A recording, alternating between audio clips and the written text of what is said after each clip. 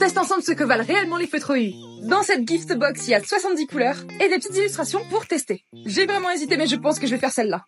Pour la coloration, j'utilise aussi le pack pot. Et bien évidemment, le pack de 70 couleurs. Déjà très important, fais tes swatchs. Les couleurs correspondent pas forcément au bouchon, donc pour éviter les catastrophes, je te conseille d'avoir une petite feuille à côté pour tester toutes les couleurs. Je t'explique maintenant ma technique de coloration. Alors elle est un peu particulière. Avec une des teintes les plus claires, je viens délimiter les endroits où je veux faire les ombres. Et puis au fur et à mesure, j'ajoute une couleur très légèrement plus foncée, notamment un peu plus rose, et je repasse sur ce que je viens de faire. Là, je me suis dit que vu que c'est une sirène, fallait que je fasse sa peau un peu iridescente. C'est vraiment optionnel, mais j'ai utilisé le pack de pastel et je viens ajouter du bleu sur tous les volumes de gauche. Ensuite, je prends un petit jaune léger et je le mets sur la partie centrale.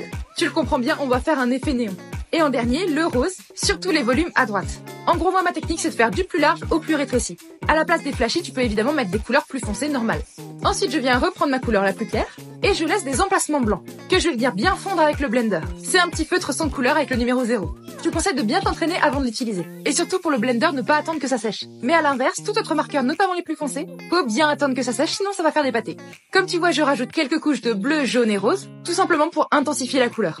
Pour l'instant, la peau a l'air très jaune, mais fais-moi confiance, avec toutes les couleurs appliquées, tu verras que ça ira bien. Vraiment, je te conseille de laisser des espaces blancs, c'est vraiment super important. Franchement, les couleurs de ce pack sont incroyables. Comme tu vois, ça baffe pas du tout. Et il y a vraiment énormément de nuances et ça, c'est génial. On fait le tuto pour les cheveux la prochaine fois. Je te montre ma technique pour colorer les cheveux avec des feutres OU. Pour ça, j'utilise le pack de 70 feutres et le pack pastel. Déjà, très important, n'oublie pas de faire tes swatchs. Comme ça, t'auras pas de mauvaise surprise avec les teintes. Là, je t'avoue, je savais pas du tout ce que j'allais faire comme couleur. J'ai coloré cette illustration un peu en freestyle. Mais peu importe, la technique reste la même. Pour les cheveux, je viens faire des petits arrachés. Je mets très peu de pression sur la mine à la fin, pour créer ces petits zigzags de blanc.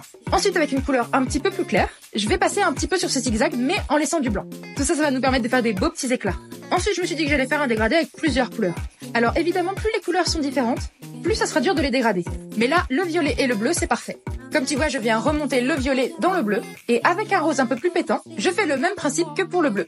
Je le passe légèrement sur les zigzags, et je le remonte encore à nouveau sur le bleu pour faire un beau dégradé. Je viens prendre 2 teintes de jaune, pour faire la fin des cheveux. En vrai, les 2 teintes étaient très similaires, donc en fait, on va dire une. Et comme tu vois, je le remonte aussi vers le rose. C'est très important de mettre une teinte de transition, donc ici le rose, entre le violet et le jaune. Parce que c'est 2 teintes complémentaires, et elles se mélangent pas très bien. Comme j'avais fait une peau couleur néon, je viens reporter le rose, le jaune et le bleu que j'avais mis dans les éclats des cheveux pour faire une ambiance. Je trouve les résultats plutôt cool. Dis-moi ce que t'en penses. On fait les petits poissons et le reste dans une prochaine vidéo. On finit ensemble ce petit dessin avec les feutres OU. Je vous avais fait un tuto pour les cheveux et la peau. Maintenant, on est donc parti pour le fond et les petits poissons. Alors là, je vous avoue, j'avais aucune idée de ce que j'allais faire comme couleur. Mince, je me suis tachée avec le feu de base, c'est génial. Enfin, revenons à nos poissons. Et je voulais qu'ils soient quand même vachement colorés, mais qu'ils correspondent quand même à l'ambiance du dessin. Pour la sirène, les teintes principales, c'était bleu, rose et jaune, avec un petit peu de violet. Donc j'ai fait en sorte de mettre du jaune en point d'accroche. J'ai voulu tester le plus possible de feutres. Comme ça, je peux te dire honnêtement ce que j'en pense.